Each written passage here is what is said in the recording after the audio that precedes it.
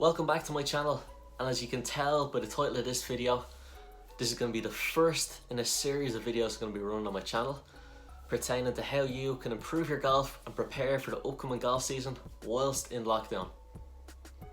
So if you're watching this video and you're following me, you're probably in the same situation as myself. You're the golfer in Ireland. We're currently on a level 5 lockdown. All golf practice facilities closed, golf courses, driving ranges, pitch and putt, you name it. So some people might look at that as an excuse to neglect their golf game, or they mightn't see another viable option to how they can prepare for the season. Well, that's what this series is going to be all about. It's going to be giving you practical tips and advice, hopefully to add a little bit of value to you, and allow you to hit the ground running come the start of this golf season, whatever that date is going to be. We don't quite know, or obviously have to wait and see what the government are going to announce in the coming weeks. But really there's two key kickstarters to the season in this country: Paddy's Day and then the Masters when that rolls around in April, okay? They're really the 2 days to get people dusting off their golf clubs and really get the bug for the season. So you want to be able to hit the ground running and get off to a fast start, start getting that golf handicap down, or start taking a few quid off your mates out of the golf course, okay? So tip number 1 coming up.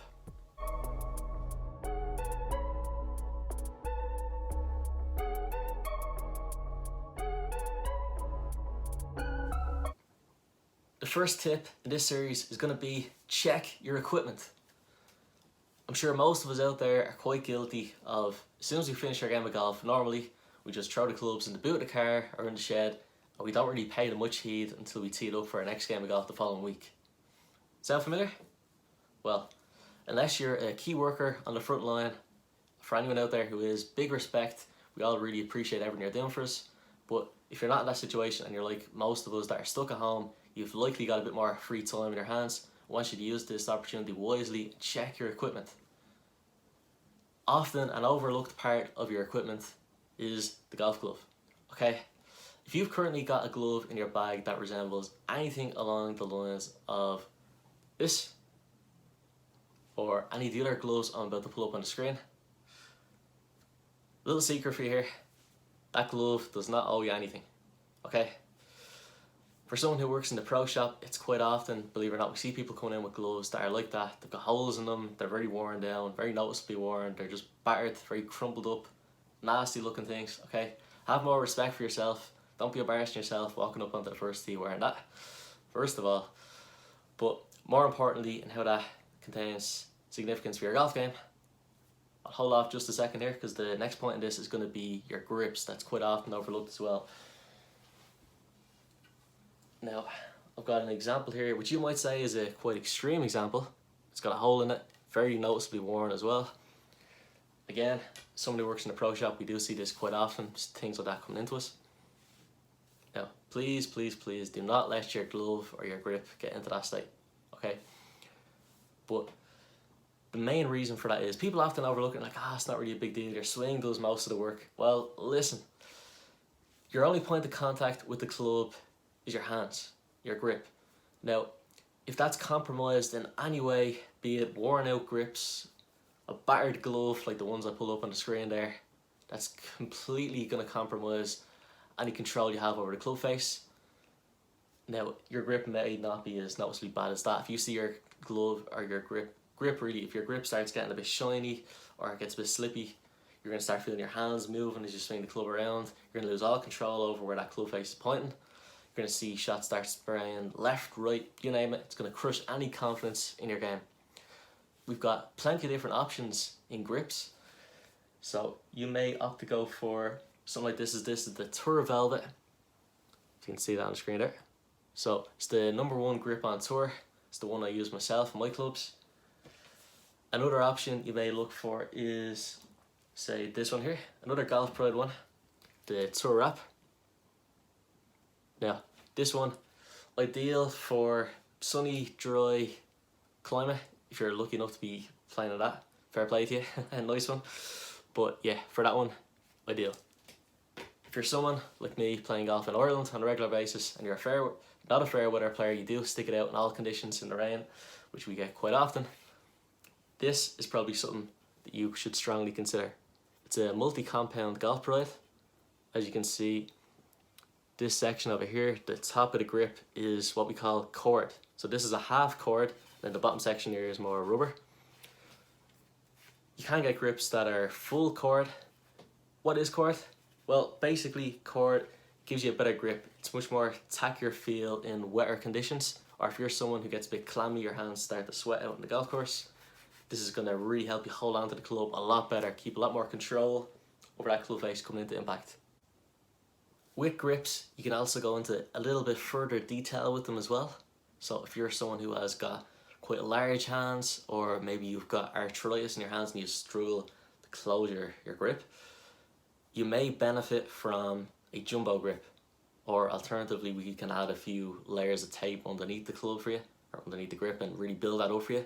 Just fill it out, make it a little bit more comfortable for you to hold, just fit your hand that little bit better. The next part of your equipment I want you to check is the grooves on your wedges. Now, if you've got a wedge that resembles something like this, an older wedge of mine here, you can see quite dirty. Grooves are fairly worn. If it's just dirt, get a damp cloth, get out your groove cleaner. Every golfer should invest in this. If you're not familiar with it, I guess you say it looks a little bit like a toothbrush. I would not try throwing a bit of Colgate in that and throwing your teeth though. Be careful there. Strictly keep it to the golf clubs.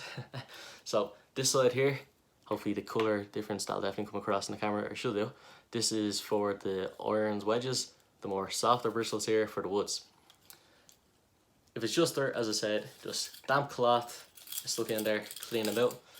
You can lose a lot of distance and control from having dirty grooves. But if your grooves are worn like that, the biggest difference you're going to notice is around the greens chipping. So your grooves are there to help you create friction, control the ball. If your grooves are quite worn like that, you're not going to have much luck creating any friction there or any spin. A new wedge can spin up to 2,000 RPMs more than a wedge that's been used for 125 rounds, which if you're someone who plays a little over twice a week-ish, you could well fall into this category of needing to get your wedge replaced. As soon as pro shops reopen, go support your local club pro.